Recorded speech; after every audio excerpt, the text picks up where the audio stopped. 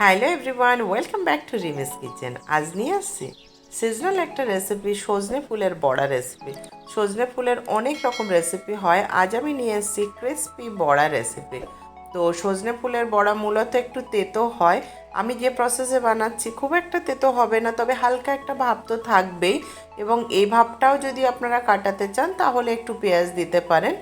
তাছাড়া দরকার নেই। দারুণ ক্রিসপি একটা বড়া রেসিপি। তো চলুন এই বড়া আমি কিভাবে বানাচ্ছি সেটা দেখে নিই। আমি সজনে ফুল নিয়ে নিয়েছি, নিয়ে আমি প্রত্যেকটা ফুল এখানে বেছে নিয়েছি, নিয়ে এর যে ছোট ছোট সবুজ যে ডালগুলো সেটাও আমি বাদ দিয়েছি, শুধুমাত্র ফুলটা নিয়েছি।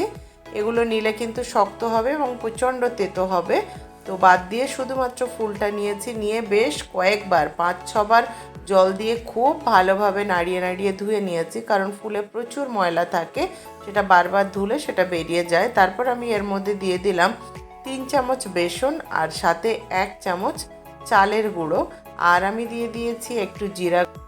এখানে আপনি জিরার জায়গায় অনেক কিছুই ইউজ করা যায়, সেটা বলছি। আর দিয়ে দিলাম 1 চামচ পোস্ত, আর আন্দাজ মতো লবণ দিয়ে দিচ্ছি, আর একটু হলুদ দিয়ে দিচ্ছি।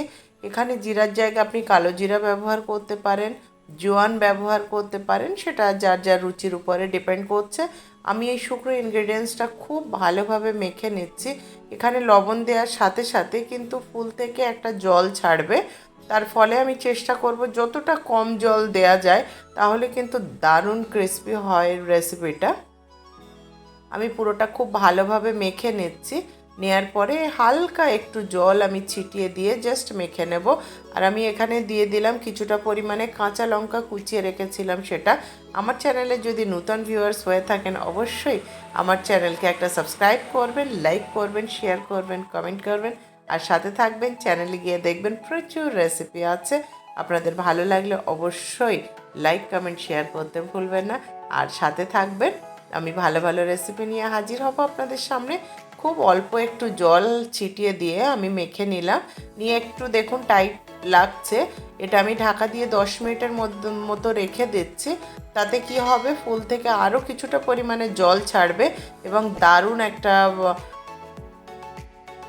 একটা বাইন্ডিং তাতেই হয়ে যাবে। দেখুন কি দারুণ সফট হয়ে গেছে।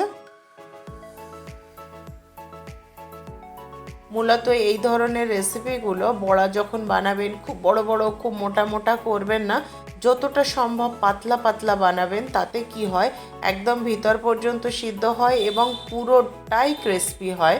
তো সেটা খেয়াল রাখবেন। এইভাবে আমি চেপে চেপে একদম পাতলা করে একটা বড়া শেপ এখানে দিয়ে নিলাম। খুব দারুণ রেসিপি একটা, মানে ওই যে টেস্ট চেঞ্জ একটা কিছু রেসিপি হয় না, তো এই সজনে ফুলের প্রত্যেকটা রেসিপি কিন্তু তেমনই একটা মুখরোচক টেস্ট চেঞ্জ একটা রেসিপি এটা। তো অবশ্যই ট্রাই করবেন আমি যে প্রসেসে বানালাম, আর আমার সাথে থাকবেন। ভালো ভালো রেসিপি নিয়ে হাজির হব। আমার বড়াগুলো একদম রেডি হয়ে গেছে। এবারে কড়াই আমি তেল আগে থেকেই বসিয়ে রেখেছিলাম, সেটা আমি গরম করে নিচ্ছি। তেলটা গরম হয়ে গেছে, এর মধ্যে আমি বড়াগুলো এবারে দিয়ে দেব। দিয়ে আমি বোথ সাইড একদম লাল করে ভেজে নেব। আর মনে রাখবেন, কোনো জিনিস ডিপ ফ্রাই যখন আমরা করি, সেটা লো টু মিডিয়াম ফ্লেমে রেখে ফ্রাইটা করলে কিন্তু ভিতর পর্যন্ত ক্রিস্পি হয় এবং একদম ইকুয়ালভাবে সিদ্ধ হয়, যেটা সেটাই আর কি, যে খুব ভালো একটা ফ্রাই হয়। তবে হাই ফ্লেমে করলে কি হয়, উপর পোর্শনটা হয়ে যায় কিন্তু ভিতরটা কাঁচা থাকে। মিডিয়াম টু লো করলে সেটা হওয়ার চান্স থাকে না, পুরোটাই দারুণ একটা ফ্রাই হয়। কতটা দেখাতে পারলাম জানি না, কতটা আপনাদের মনের মণিকোঠায় জায়গা করে নিতে পারলাম সেটাও জানি না। তবে রেসিপি কেমন লাগলো একবার জানাবেন কমেন্ট করে, আর অবশ্যই আমার সাথে থাকবেন। আরও অনেক ভালো ভালো রেসিপি নিয়ে হাজির হব আপনাদের সামনে। আর আমার চ্যানেলে গিয়ে দেখবেন প্রচুর সিজনাল রেসিপি আছে, এছাড়া নর্মাল রেসিপি প্রচুর আছে, ভেজ ননভেজ মিষ্টি, প্রচুর প্রচুর রেসিপি আছে। কাবাবের ভিন্ন ধরনের রেসিপি আছে এখানে। টবে আমি কিভাবে কাবাব বানানো যায় সেটাও দেখিয়েছি। অনেক রকম তন্দুর টিয়ের একটা রেসিপি আছে, একদম ডিফারেন্ট টাইপের। এগুলো যে আমরা রেস্টুরেন্টের স্বাদ কিভাবে ঘরে পাবো সেটা কিন্তু এখানে পেয়ে যাবেন। সজনে ফুলের ক্রিস্পি বড়া রেডি। Thank you for watching.